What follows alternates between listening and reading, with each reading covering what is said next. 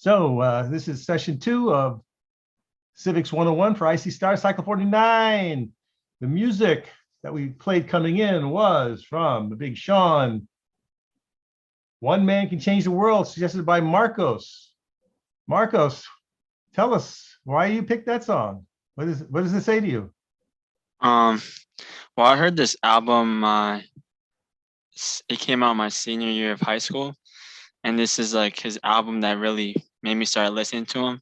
But I like it a lot, like the whole song, just like in general. But the part that really stuck out to me the most when I hear it is "Success is on the way. I feel it in the distance. Look, used to look up to the stars and be like, ain't too much that's different. They be shining, and he's like, I be shining.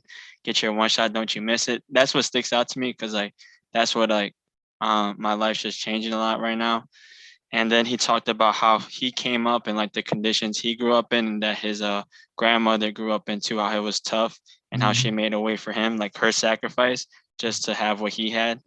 And so I just thought it was a good outlook on life, and just like, your decisions affect like, the world and not just yourself.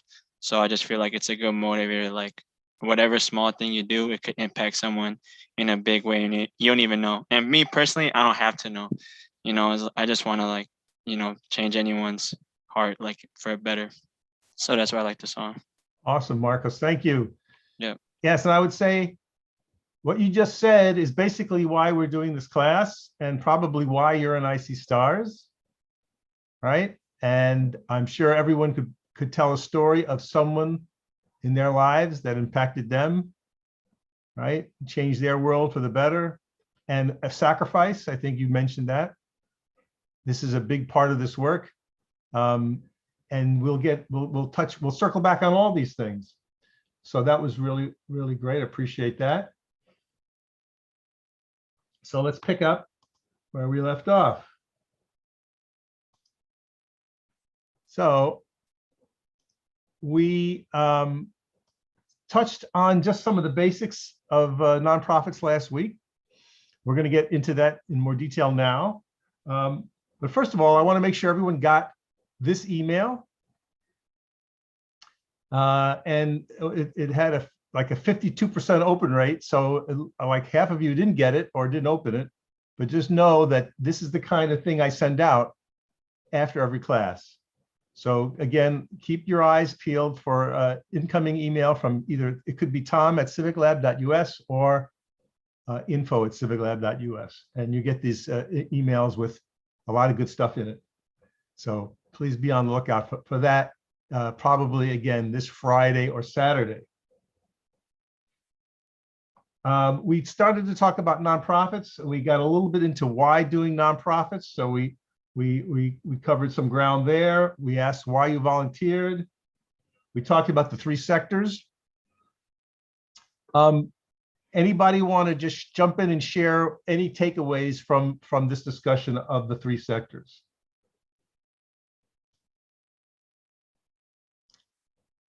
Anybody? I think it's I kind of always saw government and businesses as 2 separate things.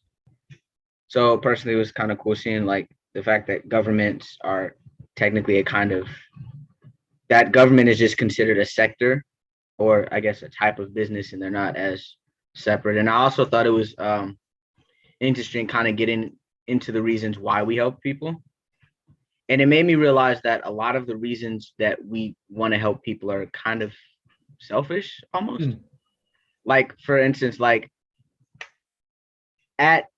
essentially we help people because it feels good to help people, whether it's because it gives us a sense of fulfillment or because we're making somebody proud or ourselves. But it realized that the reasons to help people are selfish, but I also feel like there's kind of nothing wrong with that.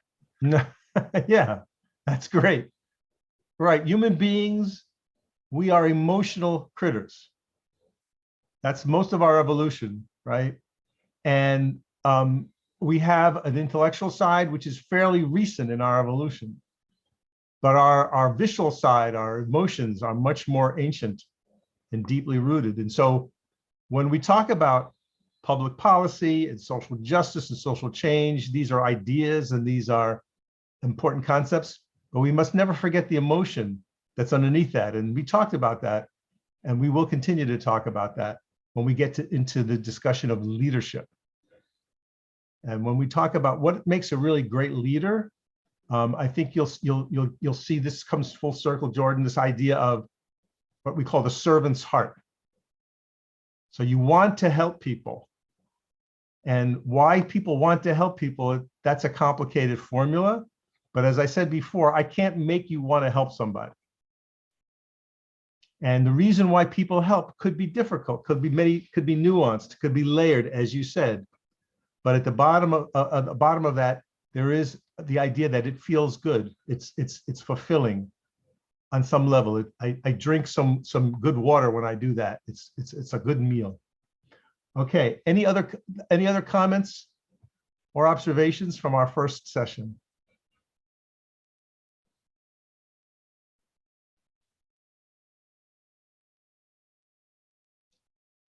Anybody? Okay. I found that I found the link between profits, non-for-profits, and the government sector pretty interesting. Specifically from a lobbying standpoint, how businesses sort of pay the government to change certain aspects of laws, but then they also, for the most part, fund the non-for-profits that perhaps might be trying to change the laws in different aspects. And I find it kind of interesting that you could have an oil company, for instance, both funding a lobbying campaign to reduce environmental restrictions while also, say, funding a non-for-profit that is helping them do that, for lack of a better word. It's almost like a two-pronged attack on both sides for the completion of their goal. Oh, excellent thought. Yes, big businesses understand this dynamic very well. The oil company executives were called into Washington just last week, and defended themselves against charges of that they were part of some sort of campaign to deny climate change. Whereas we know that they've been lobbying in Washington forever. I mean, since the oil industry was created. We know that they funded studies. They fund whole academic centers to deny climate change. They were paying off editors. So you were the editor of the science magazine, Clean Environment, and Exxon paid for your family to go to whatever, for a golf trip under the guise of scholarship. There was a conference. And then guess what? Your journal published an article that denied or doubted climate change. So yeah, the big businesses understand this very well, and they don't stand idly by and just let things happen. So if government is thinking about a legislation or they're doing regulations, which of course they do, then big business will be there. They are in Springfield right now, with over 3,000 lobbyists registered in Springfield, Illinois, right this minute, to do their bidding, to make sure that whatever legislation is passed doesn't hurt them too much or helps them. Right, but since the big businesses like oil companies and tobacco companies and those sorts are both funding the lobbying and the non-for-profits, and hopefully will be working for larger, well, businesses at least, like pretty high up, how do you justify working for the business, working for the non-profit? How do you justify those two things in your mind? And two, how's it even worth it if big businesses have much deeper pockets than ours and they're lobbying and they're also paying for the non-profits? What's even the point? What is the point? Well, that could be the answer to that question, Ian, is my entire life's work. What is the point? So you make several observations that big business, which has a set of tightly aligned goals and interests, have a lot of money, to put to play to express those interests. So in the case of Mobil Exxon, they would not like, to have too much taxes on gasoline. They would like to make sure that, like if somebody builds a factory for cars, that they get tax breaks. So anything that has to do with the automobile industry or the highway industry. So they love the idea that government supports highways. We spend billions upon billions, to build highways and to resurface highways. They love all that. They don't love the idea of a big tax, for example, on a corporation. They don't like that. They certainly wouldn't like a mandate that would say something like America shall have no gasoline-powered automobiles by 2040. But you could see a law like that coming, right? I mean, as the leaders of the world are in Scotland right now, wrestling with these issues, and you could imagine a scenario where governments around the world say we must take drastic action, and so we're going to go to all electric power or whatever and solar power, and the oil companies and the coal companies would say that puts us out of business. So what are they going to do? Are they going to accommodate change, fight change, or what? Super important point. But the point I want to make for this class is that there's two kinds of power in our work. And this came from a great organizer named Saul Alinsky, when he observed that one kind of power is what Ian has pointed out, is organized money. So people and interests with money have the means and the methods to protect that money and to keep it safe and to amplify that money, right? So you don't sit by idly and just let anything happen. That would be stupid. If I was the president of ExxonMobil or the president of Peabody Coal, I'm not going to just wait for stuff to happen. I'm going to have my people in the Capitol. I'm going to be talking to my legislator. I'm going to have people, read the journals, and I'm going to know way before stuff happens that a bill is going to be proposed. I'll write the bill, more likely, and I'll push the bill myself. All right, that's one kind of power. The other kind of power is where we're at, is organized people. So the answer to your question and why we do this, what's the point? The point is organized people can beat organized money, but it takes organizing. It takes sustained, committed, smart organizing to get it done. And basically any social progress that's happened in this country, and you can take your pick, has been because of movements.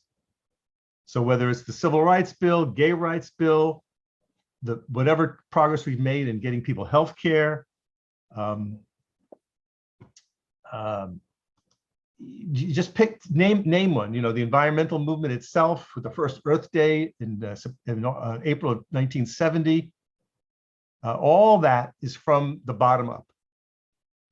All right, so that's a little bit, that's a good segue into, we want to remind you of your final assignment.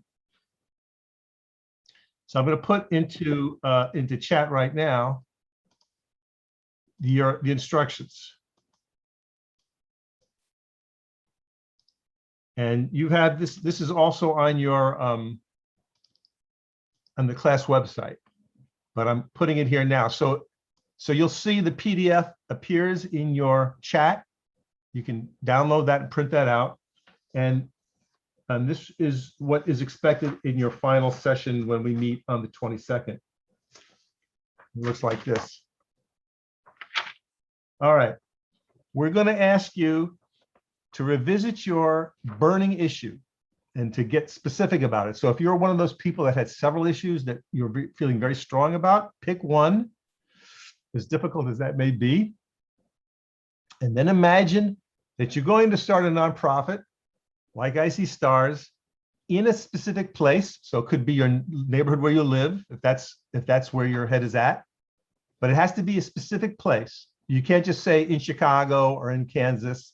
You got to tell me something like in Lawndale neighborhood in Lincoln Park, or the Roxbury neighborhood of Boston. That's the specific. Give me a name for your organization and its mission statement. We're going to talk about mission for the rest of today. So you give me a mission statement and the problem. What is the problem? you know. So you'll have to state that. You're going to present some data slides, or sometimes I call data porn, that you'll grab from the internet. And basically the point of those slides is to show the drama, the size of the issue that you're talking about, you know, trend lines, that kind of thing. Give us a sense of how big it is and what will happen if we don't address it. So if you're seeing a trend line like rates of incarceration of Black juveniles, that's going up on an angle, the implication is if we don't do anything about it, it's just going to keep going. You know what I mean? It's going to get worse and worse. So that's part of the job of the nonprofit organizers, to make me feel excited and worried about the thing that you're worried about. All right. Then you're going to get 5 people. You're going to list 5 real human beings that will be on your board. And these are real human beings. Now, you don't have to call them. We're not asking you to do anything like that. But pick 5 people from this world that we're in right now, not people from the past, who you would put on your board, and you'd say a sentence about them. So you might say something like, my organization is about economic justice. We're going to operate a financial literacy program in Roseland. And I want Tom Jones, who is the president of the Roseland Bank. And Mr. Jones has been the president of the Roseland Bank for 20 years. And it would be just like a sentence or 2 for each of these 5 people that you're going to pick on your board. So do we need to know those people or no? No. You don't have to know them personally, not at all, no. Okay. You just got to think strategically about who would make sense. You know, so if you were, so Gabriela, say you're going to start a teen literary program for women, young women in your community, and you were going to produce a literary magazine. Gabriela, say you were going to do that, you might pick Oprah Winfrey, just for yucks, or Selena Gomez, or somebody, some person who has the entertainment, you know, publishing chops to guide you, or a professor of literacy, someone you would go to maybe the University of Chicago or whatever and see some person who teaches publishing, you know. So it requires you to think a little strategically about your board, all right? And then finally, we want you to find at least 3 organizations in America somewhere that do something along the lines of what you're imagining, you know, and then you'll place the links to those organizations in your presentation. So that's your PowerPoint. So there's like 5, 6, 8 slides we're talking about perhaps. And we encourage you to use images. So when you're explaining yourself, like what is your issue, again, you can have images as well as those charts. All right. And in that final class, each intern will be given about 6 minutes to just walk us through your presentation, and you will be timed. So we're asking you to practice it in the privacy of your own home, so you're comfortable, because I'll have to cut you off if you go over 6 minutes. We won't be able to get through everything we need. Okay. Any questions about this? Yeah. Go ahead. I don't have a problem with speaking. Mine will probably be like over talking, but over speaking. Is there like a limit though? Like it has to be like at least 3 minutes that you speak for. Like can't be shorter than like 2. 6 minutes. 6 minutes is what you're given. Okay. Yeah, believe me, you'll fill up the 6 minutes. The challenge will be to make it concise, and that's a challenge. We want you to think artfully about how you present, because again, this is a skill that I'm sure you're already learning, right?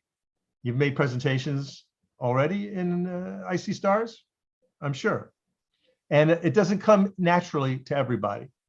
Some people are much better in arranging their thoughts so they can speak kind of on the fly, you know. Others require notes, but do not read me your notes. Do not read me. You've got to look at the camera and tell the story. So it requires a little bit of rehearsal, you know what I mean? Do not read the text on your slides. Do not make the slides full of text. Well, there's some links in the materials that coach you on how to make good PowerPoint presentations. But think of it this way. You're the storyteller and the slides are illustrating your story. So they're image heavy. a few, if there's a bullet points, maybe 3 or 4 words per bullet point that emphasize what you're telling us. So yes, that's a challenge that requires a little homework, but it'll pay off because we want you to be organized and effective speakers. It's part of what you're here to learn. Okay. Go ahead. What was the first one? I know we gotta choose the 5 real people we want to use as our board members, and Yeah, 3 you gotta name your nonprofit. You gotta tell us what it's solving, and give us some of those data slides. So if you're someone who is like in this example with Gabriella, if she was going to make a literary magazine for young women, she would have started by saying the literacy rate amongst young women in Chicago is not good. Here's what we know about it. Only 17% or 25% of young females under 25 read at grade level or something. Or she would have to present some kind of background or some reasons. Or in my community, in Pilsen, we find that many young people do not even graduate with with a good degree, and they're reading at 5th grade levels. And that's according to, and then you have to say, according to who? According to the University of Chicago study, according to the Wall Street Journal, according to what? That's setting it up. And so my solution would be in your face newsletter magazine that will be written by young women from my community.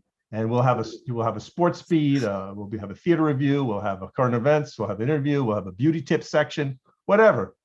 That's what I'm proposing. You know what I'm saying? Bring it to life. Okay. Cool. Thank you. All right. So let us now talk about the most important aspect of the nonprofit situation. And I think we've already alluded to this and you guys have picked up on it. And that is the nonprofit is what we call mission driven. It is mission driven. It is not profit driven. So if I were to ask you, what's the point of Microsoft? What's the point of Whole Foods? What's the point of Amazon? What's the point of Nike shoes? They're making money, right? They're selling stuff. You desire that stuff. You buy that stuff. They're selling you that stuff, and they're selling to you for far more than it costs to make it, right? And that excess is the profits, which goes to the company, that get fed back into the company, that keeps the company going. It pays the boss, it pays the workers, it keeps the Amazon trucks rolling, right? It makes Bezos the wealthiest man in the world. That's clear. That is a profit-driven operation. But nonprofits exist to serve a mission or to deliver a mission, to respond to some opportunity or situation that is not being addressed. Otherwise, you wouldn't need it. So some bad thing is happening, or a good thing should be happening, but isn't happening. And the nonprofit sector is filling in the gap, if you will, in what's missing. And it provides the meaning and the direction for the organization, and well as defining its uniqueness and its place in the marketplace, as it were. So this idea of being driven by a mission, which is not about profit, but about solving some problem or serving some unserved people, is the heart of the nonprofit model. So with that being said, what is the mission of Icy Stars? To help young people develop technology skills to enter the technology world of today's time. Okay. Or are you looking for the specific Well, you can tell me. I'm interested in what you all think of it, just off your head, like you're doing. Continue. Isn't it to give opportunities to minorities? to enter, like business world or tech world. right? At its heart, it's to combat financial inequality, I would say. To me, it's Yeah. fighting poverty with knowledge. Fighting. Ooh, they should take that one. To me, it's about creating leaders, creating people who will bring change to the world. Bring change. To me, getting a chance for minority to join the corporate America. Right?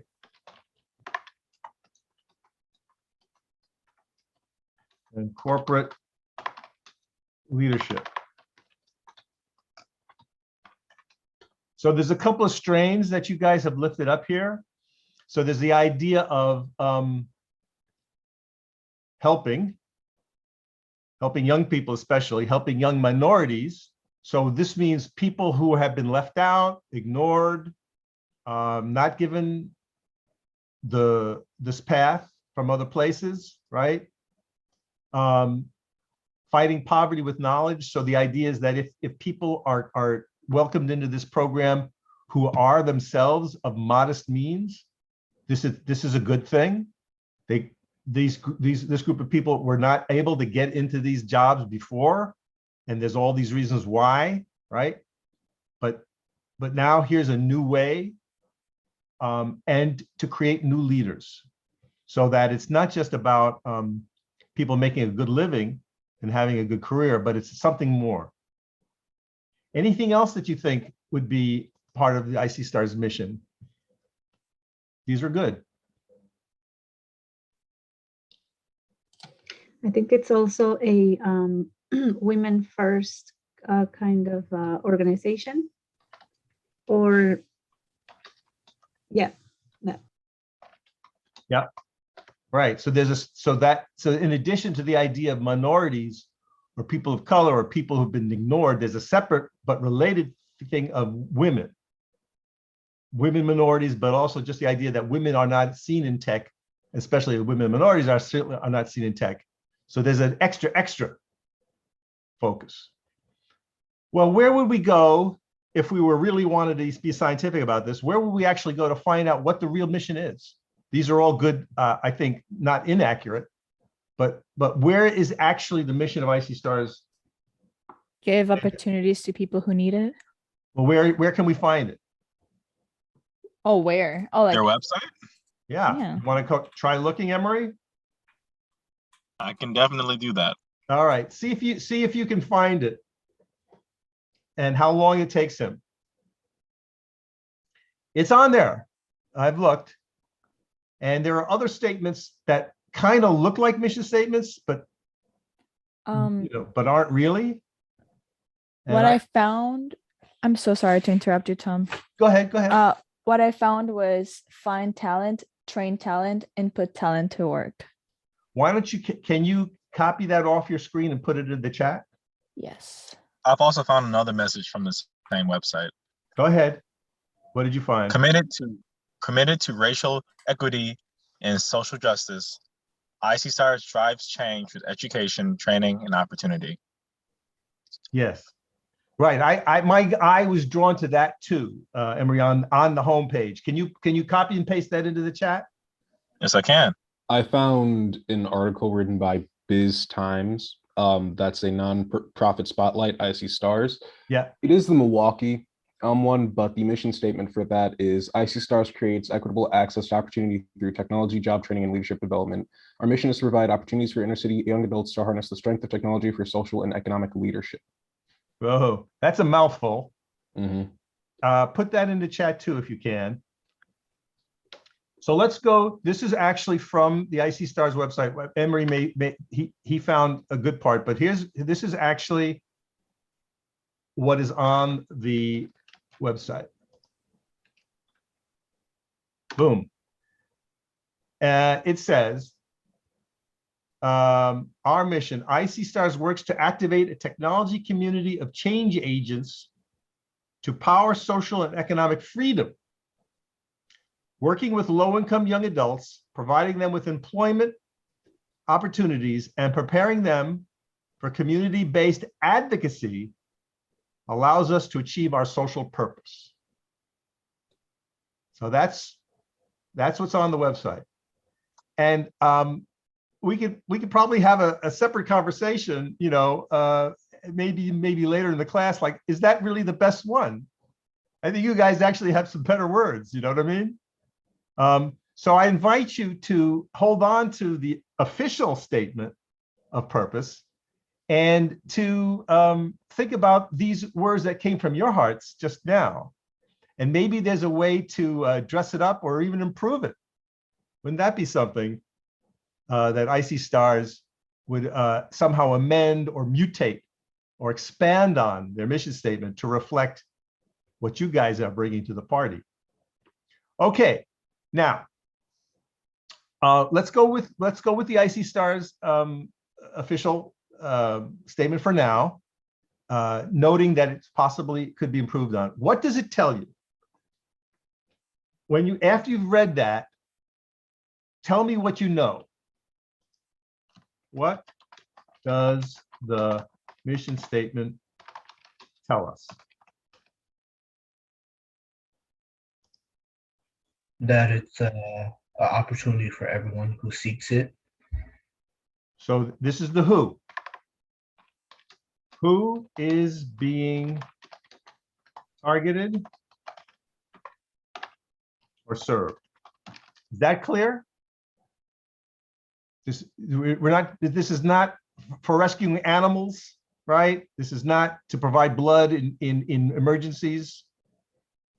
It's clear to you who is being served, because that's important. What else does the mission statement tell us?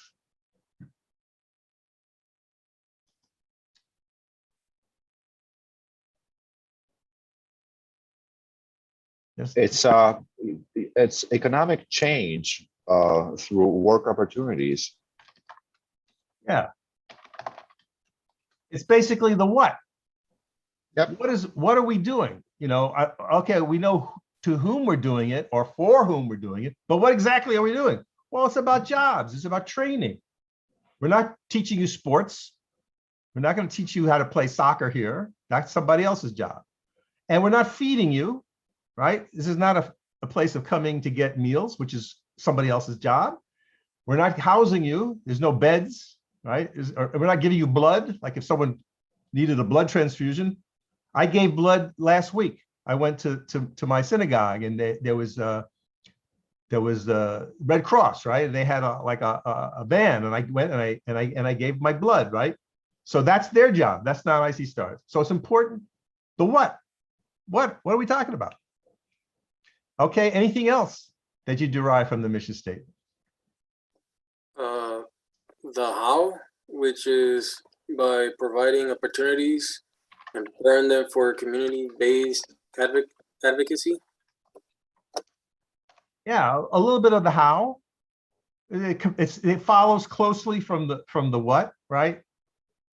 So it's part of defining the statement, the underlying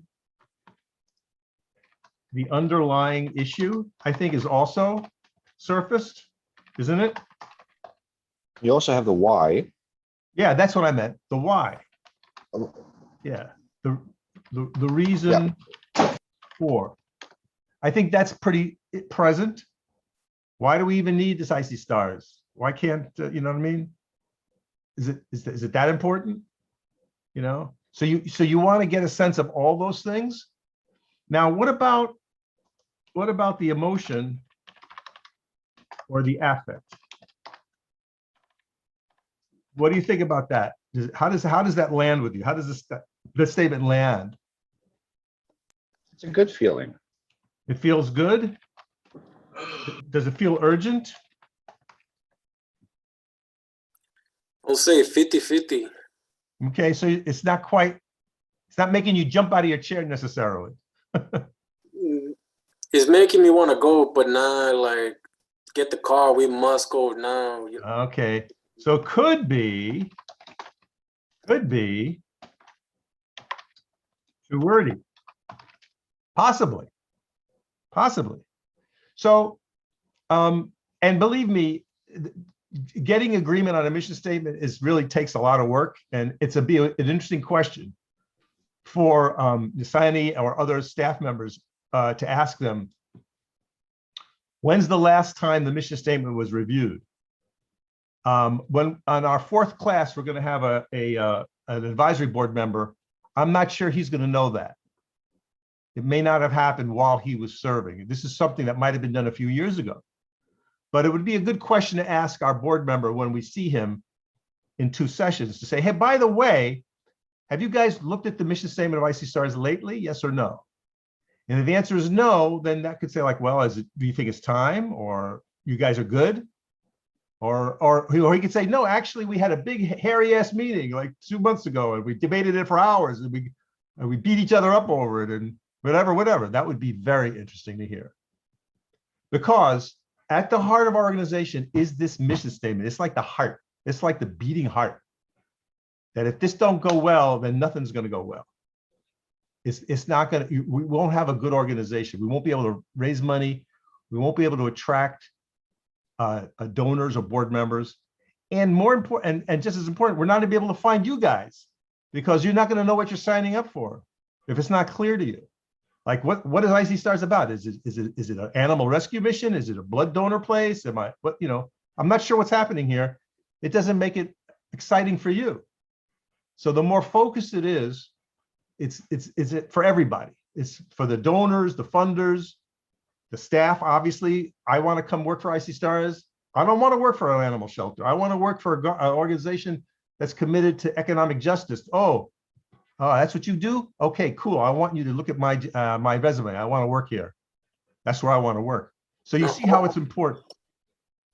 All that is clear. It's just there's some things where it says youth, and there's more than just youth in here. There's people that are in their late 30s, right?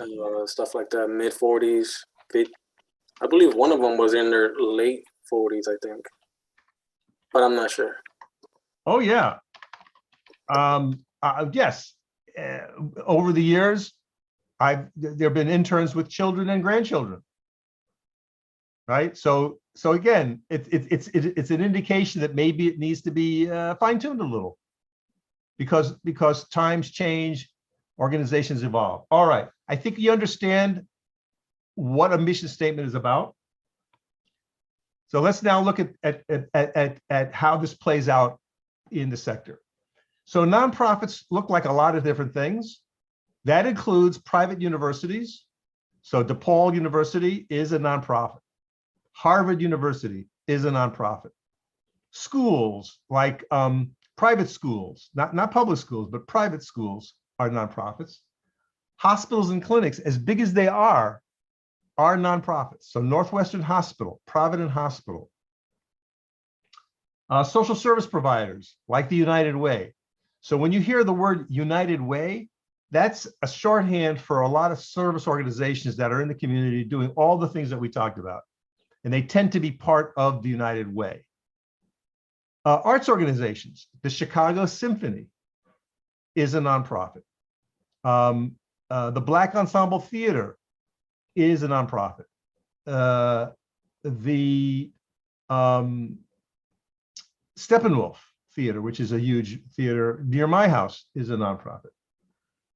Environmental organizations like Greenpeace, Open Lands are nonprofits. The Boy Scouts or Girl Scouts, and your churches. Churches are a different set of nonprofits, but they are nonprofits. So if you are a member of a church or a mosque or other religious institution, it doesn't pay taxes and can accept donations. So these are all examples of nonprofits. Now, by extension, you can guess that nonprofits provide a lot of different things. They provide direct services, as we've mentioned before. They pass on and produce culture. So if you're working for an arts organization and you're an artist or an actor, you're reproducing culture, you're making culture. That is a product of the nonprofits. They can advocate and educate. So right now, IC Stars is in its training mode, educating you, passing on skills to you. It answers that description. Faith and spiritual needs. Well, I mentioned churches, religious institutions, houses of worship, but they also provide health, housing, and training and employment. So all those things that you see on that list right there are some of the things that nonprofits do in their course of business. That's why they were created. So here are what I would call the separate distinctions, the things that we need to keep in mind about, again, what makes the nonprofit a little different from government or business. The first, as we said, it's mission driven. And if the organization doesn't have that mission, it really has no right to be. And it's the job of the board of directors to keep the organization on the track. So it could be that somebody inside IC Stars wants to open up a record store. They just had this desire to do it, and the board would say, but Sandy, that has nothing to do with our mission. Now, if you can show me how operating a record store fulfills IC Stars' mission, we'll entertain the notion. So the board of directors is trying to keep everybody on an even keel and focus to deliver the mission. And it does what we call unmet needs. The federal government is the place that grants your nonprofit status. So there's paperwork that someone had to fill out. Back in the day, it was probably Sandy and her lawyer way back in 1998. Paperwork had to be filed with the IRS to say, you want to start what again? Inner City Stars doing what? Oh, okay, got it.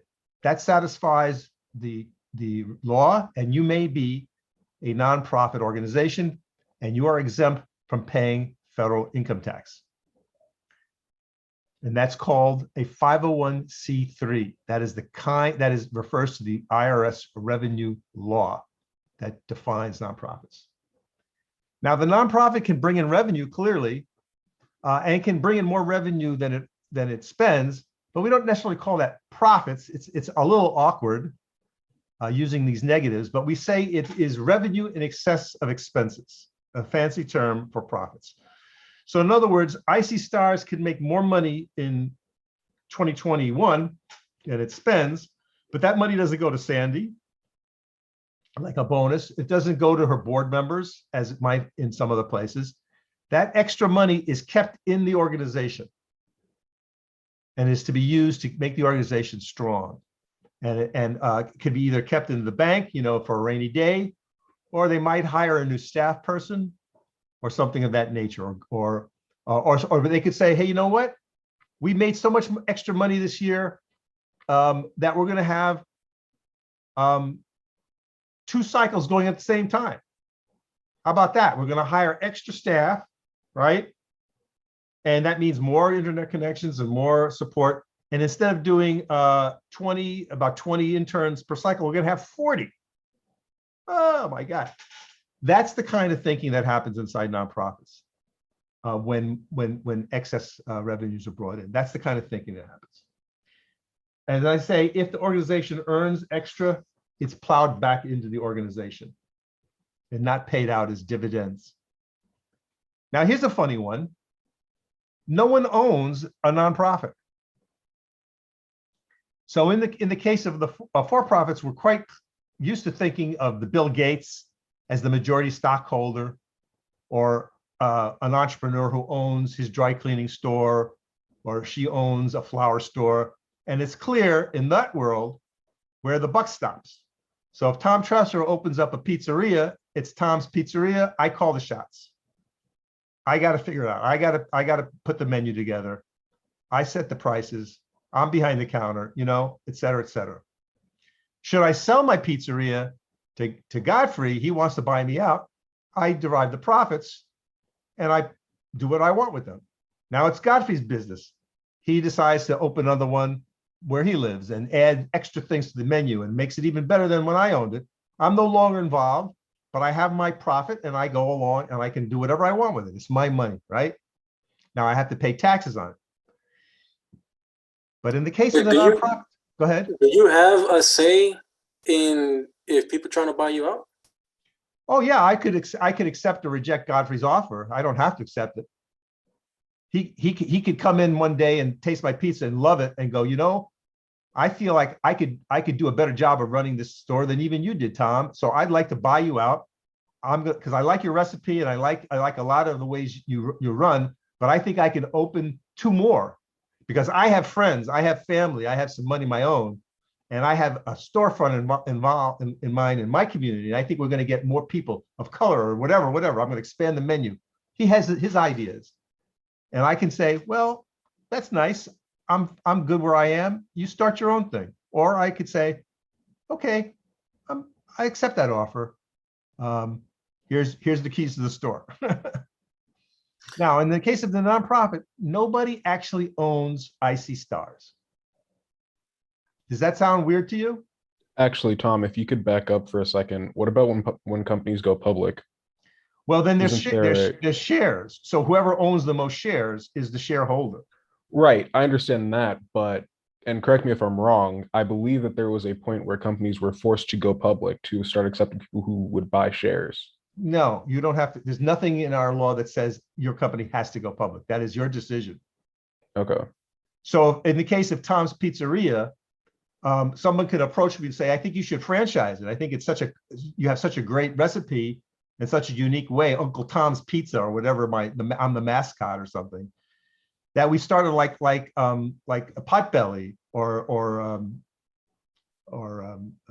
Subway, you know, and we franchise them. And now you can start your own Uncle Tom's Pizzeria in your neighborhood, like a 7-Eleven. 7-Eleven is franchised.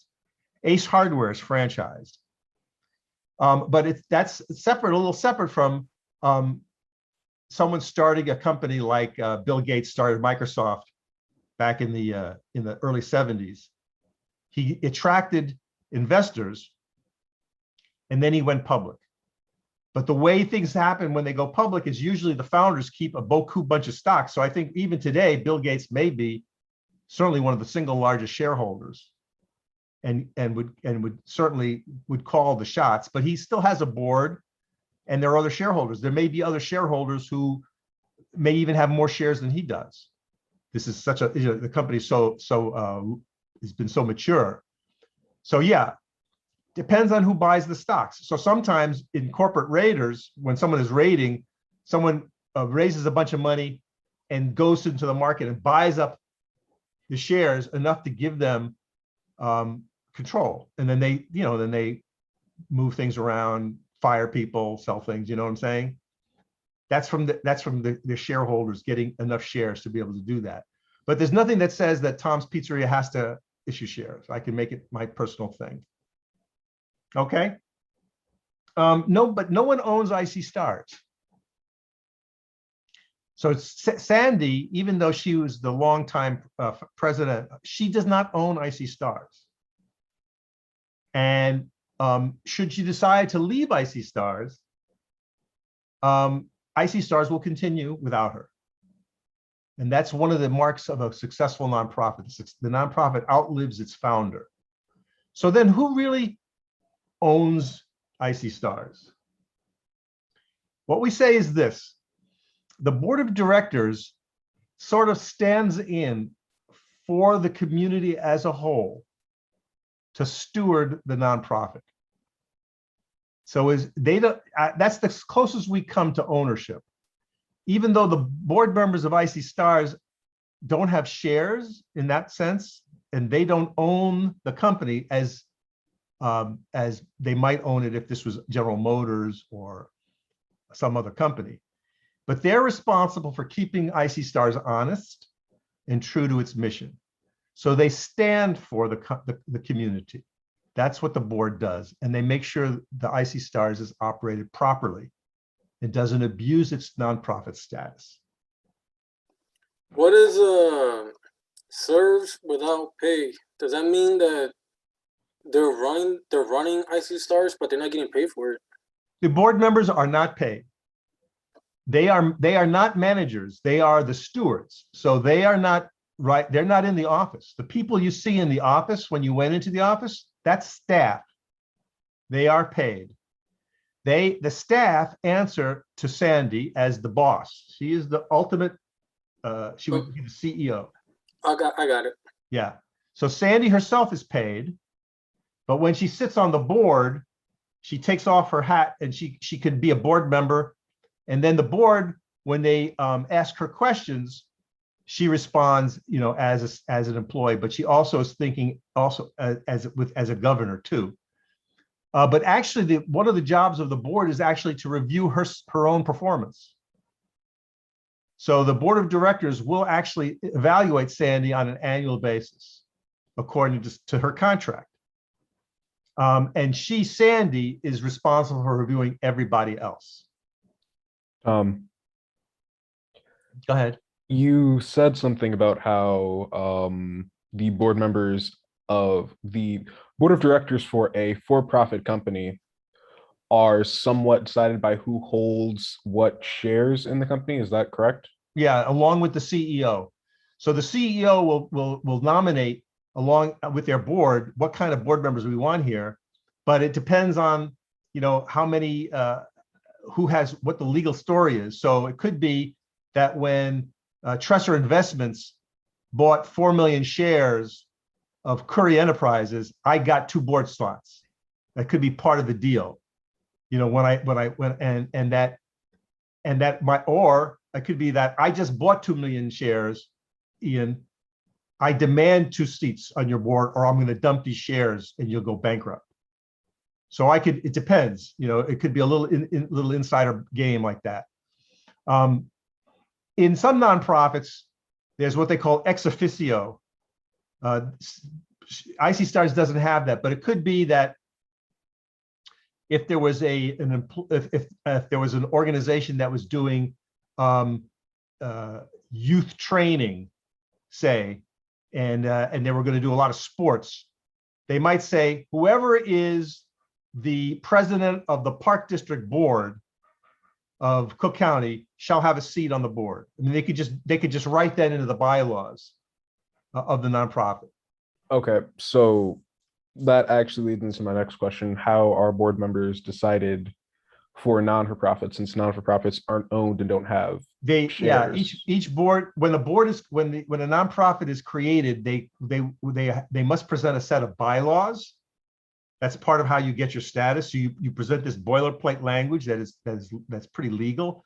But part of what that says is how many board members there shall be, and other sort of what we call boilerplate givens, which includes that the board shall meet monthly, that there shall be committees, and one of the committees is a board membership committee. So back in the day, if Sandy can remember back that far, when her first board met, so now we have to go back to like 1999, and there's Sandy and her co-founder and like 6 people, whatever they were, meeting for the first time as the board. They have to decide who's the president of the board, vice president, and what committee shall we have? Well, we must have, by law, we must have a membership committee, we must have a finance committee. So there's like 2 or 3 of these things. We got to staff right away. Who's going to do what? And so now it's a year later and they're ready to add 3 more board members. The board committee said, we have done our homework and we present the following individuals to the board as a whole. We vetted them. We think they're good, but the full board must then vote them in. And do these potential board members reach out, or are they reached out to? They're usually reached out to. Okay. So part of what this dance is the way this evolves, and this is at Sandy's level, and also the person who runs the fundraising for IC Stars.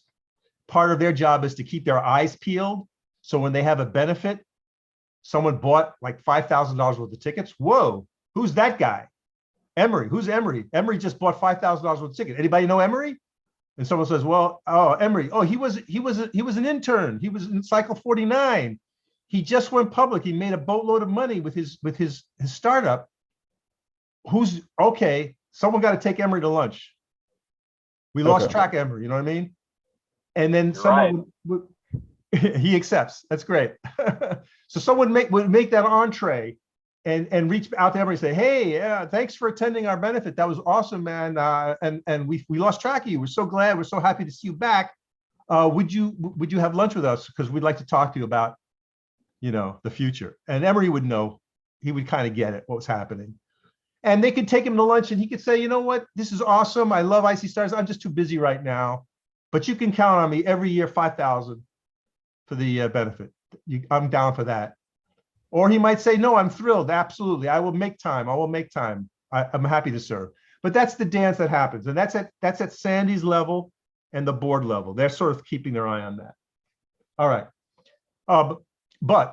But back to the main point, when the board meets, and they do meet, once a month, plus they do committee work, that is unpaid work.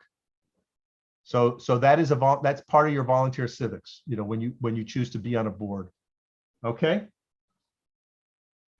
Now,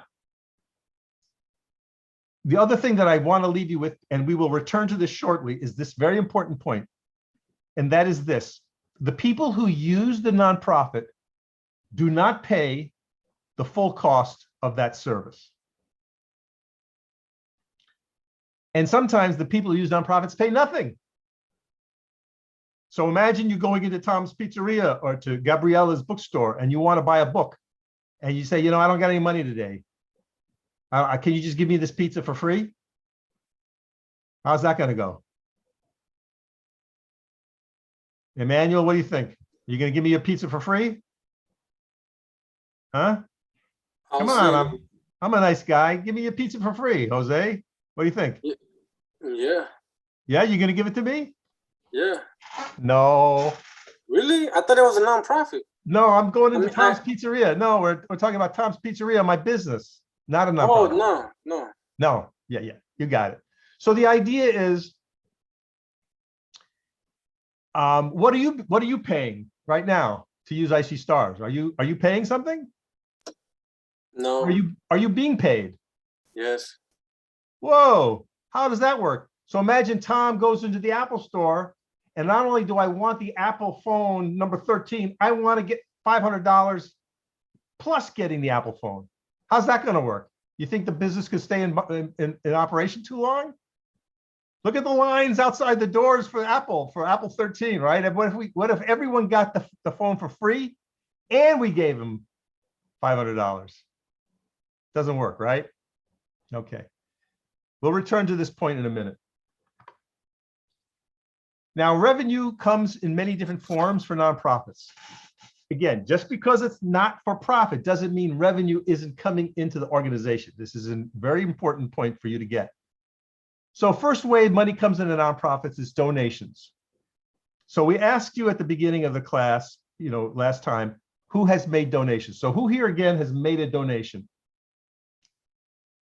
Jordan, Godfrey, Miriam. All right, Leandro. Miriam, to whom did you give money?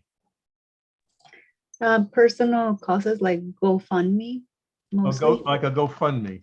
Mm-hmm. And what was the campaign? What were you supporting? It was for medical expenses for various friends actually, but it's all been medical expenses, and also to like some social justice organizations during the protests last year. Okay. Some social justice orgs to help with their campaigns. And we could probably spend a lot of time with you, Miriam, just to unpack that, like why, what was about it, right? It appealed to you. So there was a personal connection. Something spoke to you, the issue spoke to you. Obviously the personal connection is meaningful to you, right? Yes. What else? Someone else had, Leandro, what did you give to or why? I've also done GoFundMe. I've also done give it to Salvation Army, clothes and all belongings. Right, me too. Right, so rather than throw it away, you took the effort to go to a certain place and you dropped it off. You didn't throw it away, you didn't try to resell it.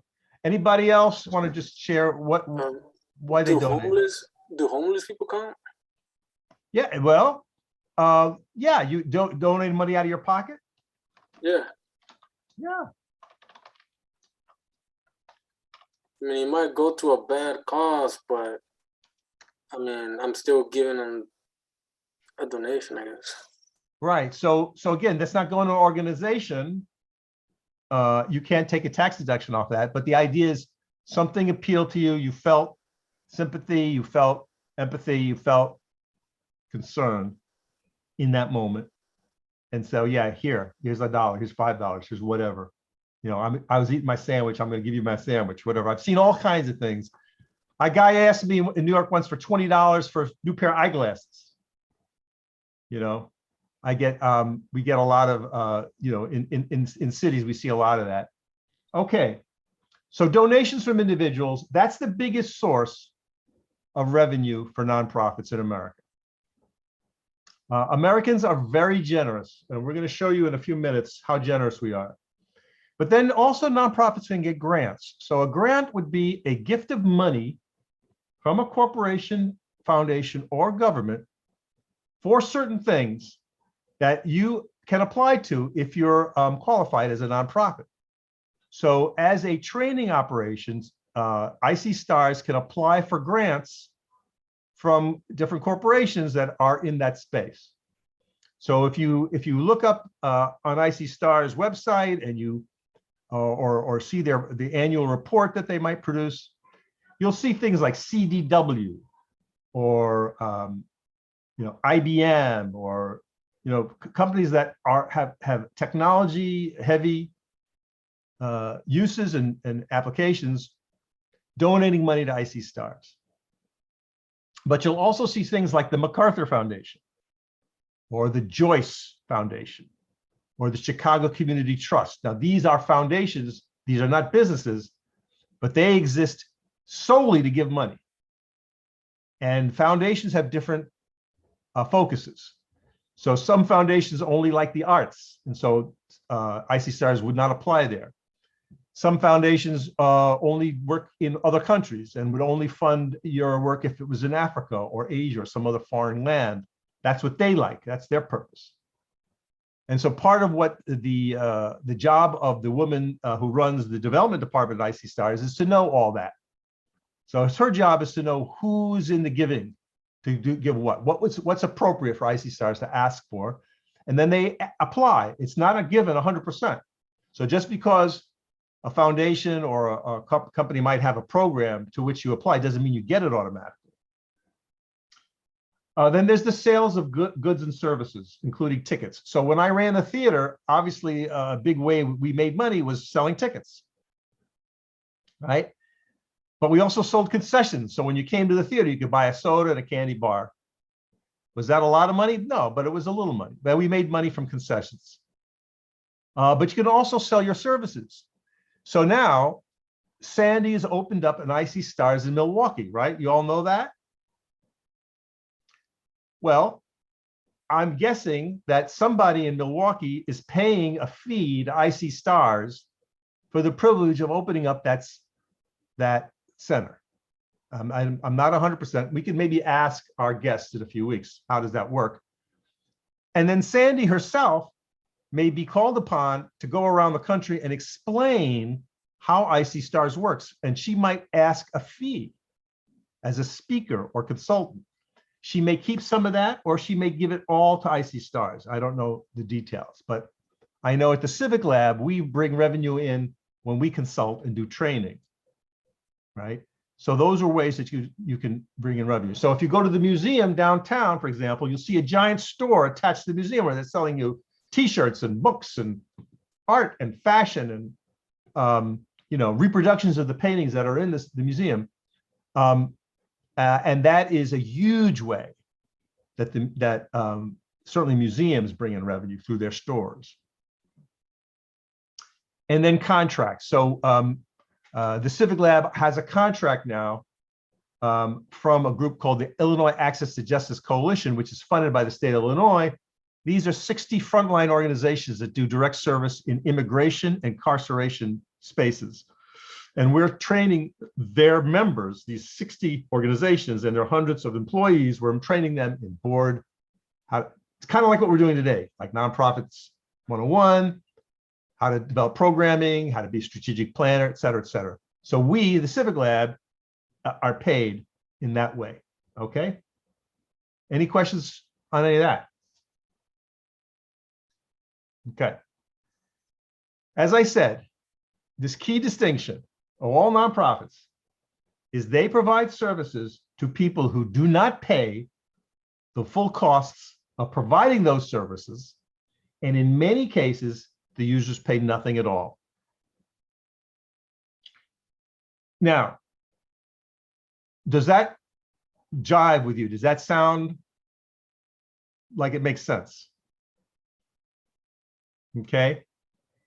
Now, I'm not saying it's a good or bad thing, but can you imagine any implications of this reality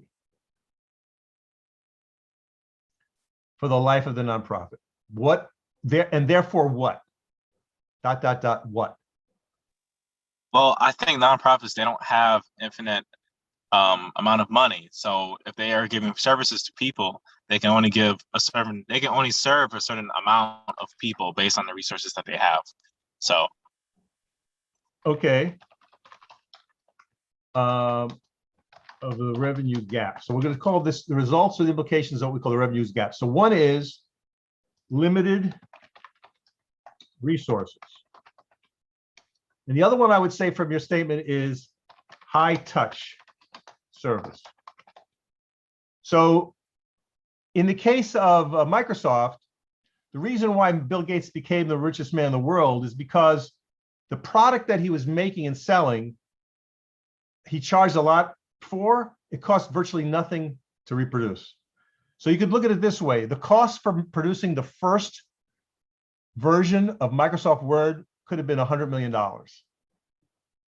You know, if you think of all the programming that went into producing the very first copy of Microsoft Word was very expensive. But then what happened after that? Why is that such a profitable business? Because it was shared. Who doesn't use Microsoft Word? Everyone uses Microsoft It Word. becomes universal, but the magic of it was it's a digital product. So the first disk, the CD-ROM that had Microsoft Word on it, cost $100 million to produce. But the second CD-ROM cost 5 cents. Because how much does it cost to print a CD-ROM? All right, say 50 cents if you put the box on it. And then say it's $1 because I have to ship it to Best Buy, right? And then Best Buy has to make $1 too. So maybe at the end of the day, the true cost of that second box of Microsoft Word is could maybe $5 or $6, but they're not selling it for $6. They're selling it for $150 or more. You see what I mean? Now they don't even bother with CD-ROMs. It's completely downloadable. So the 800th millionth copy of Word or the billionth copy of Word is being sold for $500 or $100 or whatever, and it costs virtually nothing to produce. That's the magic of the internet, my friends. That's why Bill Gates is the richest man in the world. But it reveals another point about this. Can we do that to IC Stars? Is that even feasible? Would it work for you guys? No, I don't understand how it could.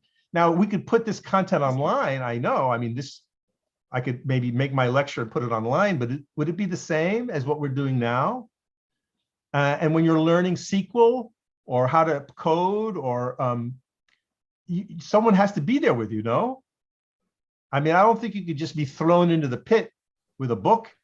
I mean, beyond even all that, though, IC Stars gives physical laptops. There's a physical restriction to the amount of laptops they can give out per cycle. Well, they could, yeah, yes, within reason. I mean, so they could take on another 20 interns within reason and get another 20 laptops within reason. That they would have to, have that money. But you see what I'm saying is at some point it breaks down. We just can't serve 100 million people like Microsoft can. It's just, or Amazon. It's just not possible. I mean, we belong to Amazon Prime, so we stream, Jack Reacher or whatever, the Avengers Part 7 or whatever. It's all streaming. Amazon, the Amazon made the deal with Disney or whatever. They bought the license. It sits on a server, and aside from the cost of electricity to run the servers, again, they can serve up 100 million copies of the Avengers, and there's no waste there. It's not like they had 100 million boxes they had to produce or something, or that someone had to make 100 million trips to my home and physically deliver me the film. I could put it on my projector. No, it's all very seamless. That's why Disney's Disney Plus is now at 98 million viewers and is making Disney's stock jump through the roof for this reason. Okay. I think you're seeing the scale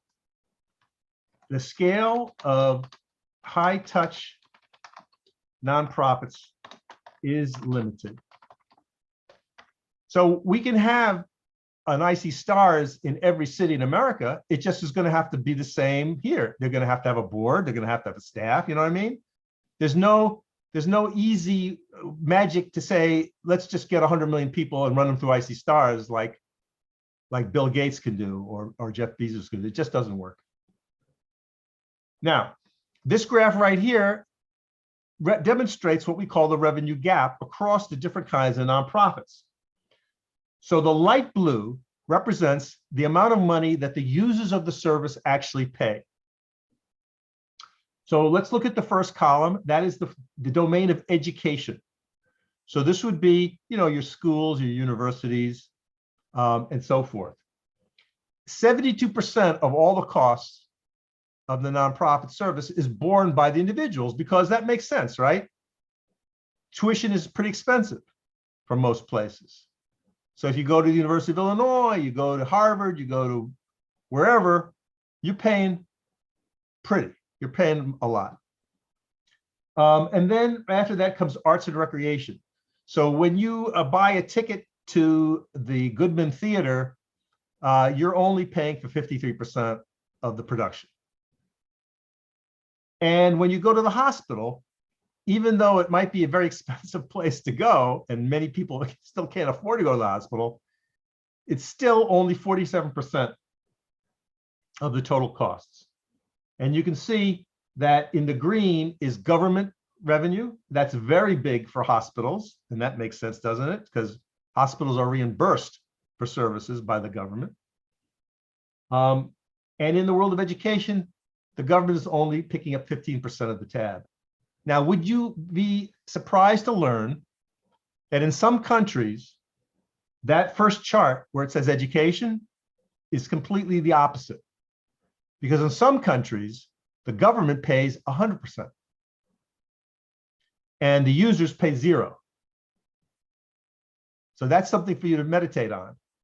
How could it be that in some countries, to get a higher degree, go to college, it costs the users 0? So that's not a topic for this class. That's more a discussion of advocacy and public policy, but it has to do with the kind of government that's operating and what the people want from the government, right? Social government. So in a country like Finland or Sweden or Norway, taxes are higher, and the governments there have decided to provide education, healthcare services, paid family leave, a lot of other things as a perk of being a Swedish citizen, of being a Finnish citizen. That's the deal. You pay your high taxes, but then you don't have to worry about your education. You don't have to worry about your healthcare. All right. So the fact that we are in America is a very big deal, obviously, to this matrix. Okay. And it would be interesting to know for IC Stars, what's their breakup? So it's kind of like, here's a question. What is IC Stars revenue mix? Maybe we can find that out before our time together is over. All right, moving on. How big is the nonprofit sector? Well, here we go. Bums Without Borders. That's another funny cartoon. There's a nonprofit for everything. So in America right now, there's about 1,400,000 nonprofits. So there's quite a few of these nonprofit critters.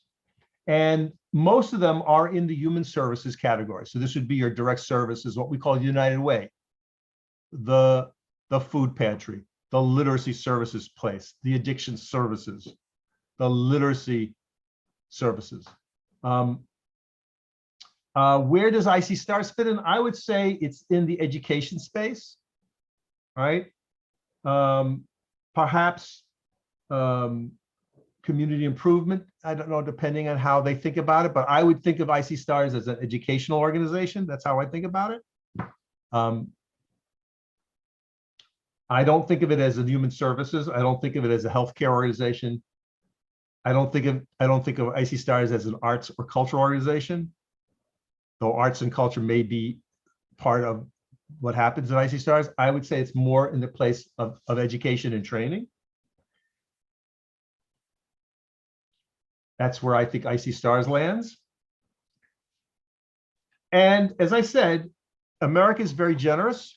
And in 2020, America gave $471 billion to nonprofits. That's a lot of money. And 69% of that money was from individuals. So again, people in America tend to be generous in this way. And we donate quite a lot of money every year. And then you can see the rest of where the rest of the money comes from. But 69% of that, or $324 billion, came out of people's own pockets. That people decided, I'm going to write a check, I'm going to give money for this cause or that cause or this organization. That's a lot of money. Now, who gets the money? Well, the number one recipient are our places of religion. So America has a very long and deep tradition of what we call tithing, or donating to the house of worship that you belong to. And in some denominations, it's expected for you to give 10% of your entire income. And that's called tithing. And for some families, that's just a normal behavior. And it's, you either put it in the dish at services, or you write a check, whatever, once a year. My own family, we belong to the Temple Shalom up on Lakeshore Drive, and we pay $3,200 a year. That's what they call the membership, and that keeps the building lit, and it keeps the clergy employed, and they have a school, right? They have janitors, so they have, I think, 900 families paying in, and you can do the math. So they have a robust operation. So the Tresser family, we give around 6% of our entire income, between myself and my wife Merle, to charity, of which the religious institution that we belong to is the number one. But we also give to the public radio here. We give to voter registration groups. We give to sort of magazines and radical publications, blah, blah, blah. You know, that's our resume, right? Everybody's going to be a little different. All right, right after religion comes education with 71 billion. And guess what? What's going to happen as soon as you guys graduate out of IC Stars?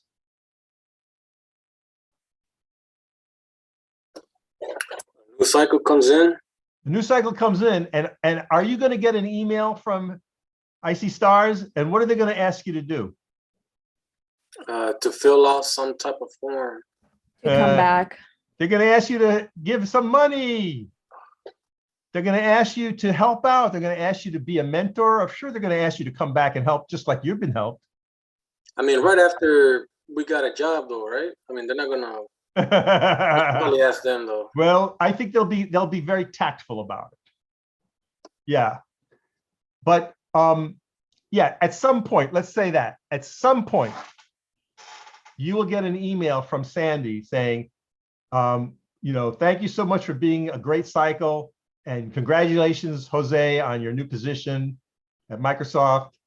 being a tech leader there. What do you say? Would you donate, especially, and would you buy a ticket to our next meeting, you know, our fundraiser? Yes. In 2022, we're gonna have a big ass party, and we want you to buy a couple of seats. And Jose may say, yeah, totally. That's so great. I'm happy to do it. And I'm going to tell my friends, I'm going to bring my wife, I'm going to whatever. I'm going to tell my cousins. It would be up to Jose how excited he wants to get about it. But it would be hopeful that this spirit of generosity will be passed on, and all you guys will feel the same spirit as you received from other former interns who are not in the program anymore. The nonprofit sector in Illinois is quite large. There's over 60,000 nonprofits in this state, and that includes 36,000 that are in the specific space of the 501c3, and they employ almost 500,000 people. That's a lot of people. And we don't have time today, but you can imagine for yourself, what are the civic and political implications of having so many people working in the helping sector? You might wonder, does that affect elections even? Or should it affect elections? Or how does that show up? That's a lot. That's a lot. You know, if you ask yourself how many people work for the gasoline or the fuel sector, because remember, we started talking about Exxon, they don't have that many people working here in Illinois. And yet, I would say that the for-profit sector, you know, like the restaurant industry or the gasoline industry or whatever, they're going to have more say in our politics than we do, even though we got more. And then if you added teachers to this list, if you added people whose job are to teach, but they teach in the public schools, so they don't show up as nonprofit employees, but they still in that space of helping people. So people who work, say, as nurses for public hospitals would be also kind of in that helping space, you know? Now we're talking about over 1 million people easily. And I would say that, you know, we're not leveraging that power. Again, in Illinois, there's a lot of generosity. Over 2.8 million people, 2.8 million people volunteered in Illinois. And you can ask yourself, again, that we could ask ourselves the same questions. Did you guys volunteer for anything? And you might say, yeah, in the same way that Ian said, I volunteered. And Gabriella said, yeah, I might have volunteered. I gave blood or whatever.